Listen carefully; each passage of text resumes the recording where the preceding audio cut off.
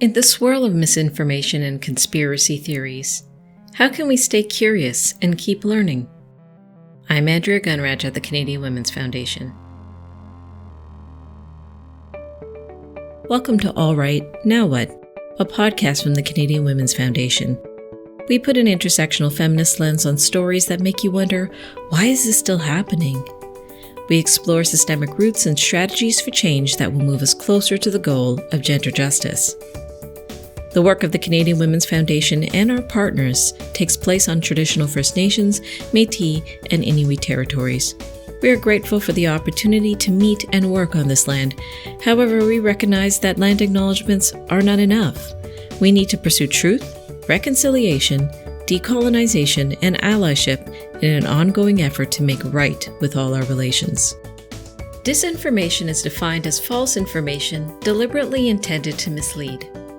Misinformation is false information shared without intention of misleading.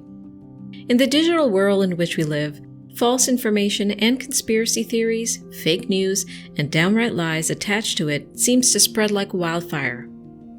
And we're worried about it.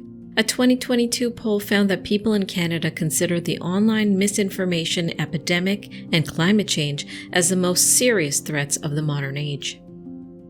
The Government of Canada's online disinformation webpage says it well.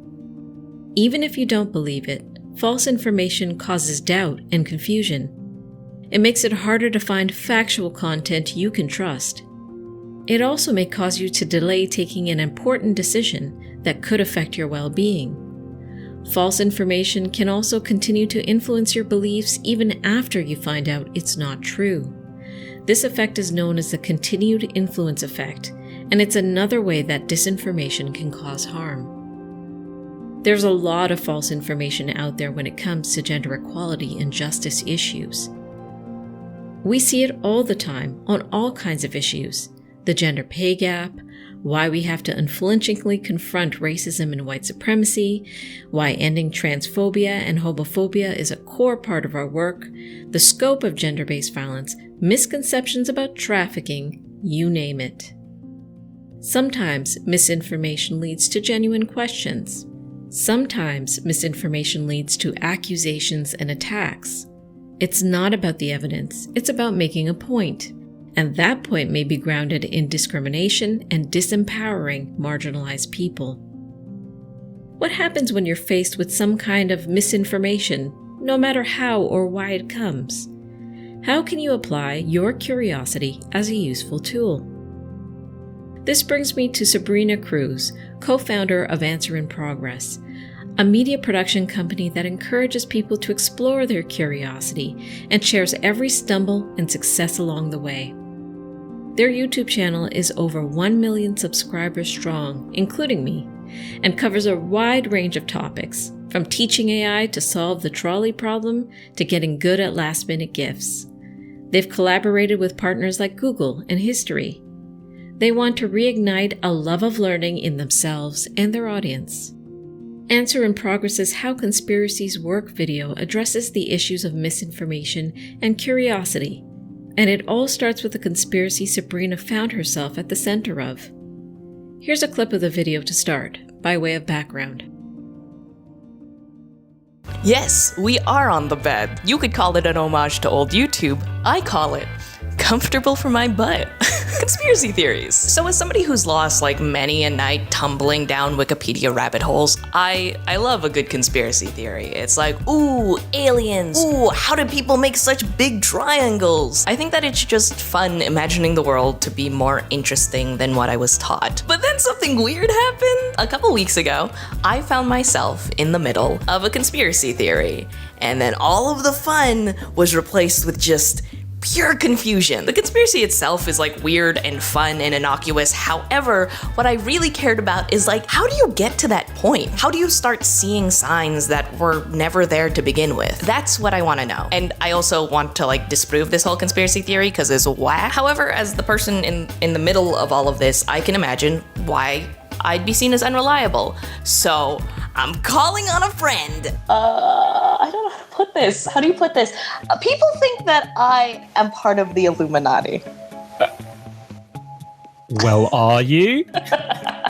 This is just one of the comments, but I think it really summarizes the issue. I find this channel to be highly disingenuous. Clearly, a corporate product masked to have the appearance of an independently run YouTube person channel. Is that skilled at animation, editing, presenting, professional for that to animation takes decades. No way this girl is the one production company put this video together with you just as a host. So now what?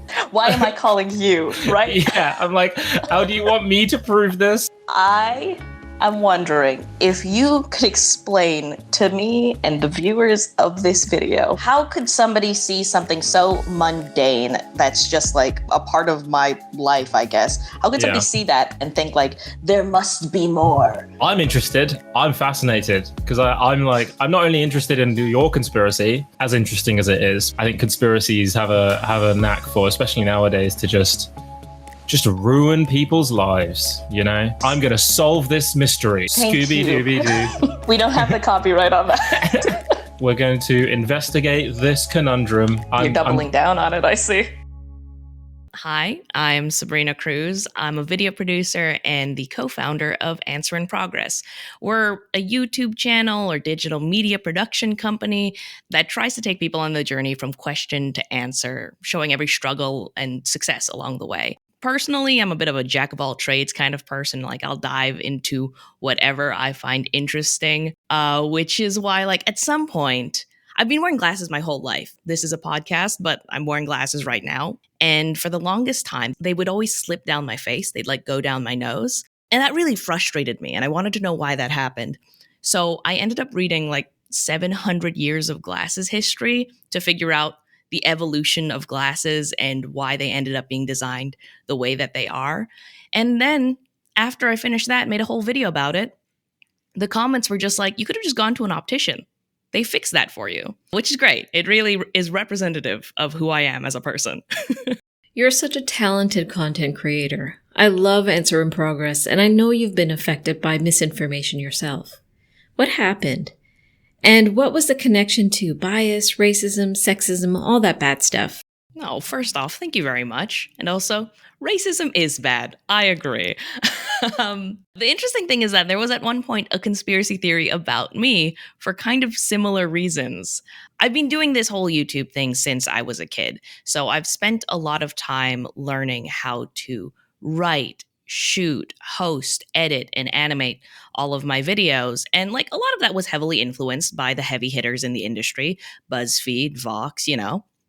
I like to think that I got quite good at it, and I'm still getting better and all of that jazz. But at some point, some weirdos on the internet kind of saw this teen, early 20s girl making these videos that were of pretty decent quality, and then they just naturally assumed, oh, she must be an industry plant. She's just pretending to be an individual, but she's just a host fronting for a real corporation where there are people doing all of the work, which was the most bonkers thing that has ever happened to me, but also kind of a compliment, just also very weird though. When that happened, some people kind of read more into it than I did, maybe. Like some people thought, oh, this is just because you are a young woman of color. Like there's no way you could have done this, but they wouldn't have questioned this if somebody else was the one making this stuff. I don't know if that was the case. I talk the way that people who produce those kinds of things talk. I could have been I don't blame people for thinking that, and I like to take it as a compliment. Do you think the problem's getting worse? It's really tough for me to answer if the problem is getting worse because like recency bias is a thing, and I'm only 24 years old. I haven't experienced that much, and I can't tell you what life was like 100 years ago. Maybe it was basically the same. It was just less notification sounds. But in terms of like online misinformation, reinforcing these things, reinforcing a lot of bigotry, I think it's just because it's misinformation. We are ultimately shaped by the things we consume, and we do a lot of our consuming online nowadays. I think the thing that might make the internet and social media is that we can feel like we're constantly on display.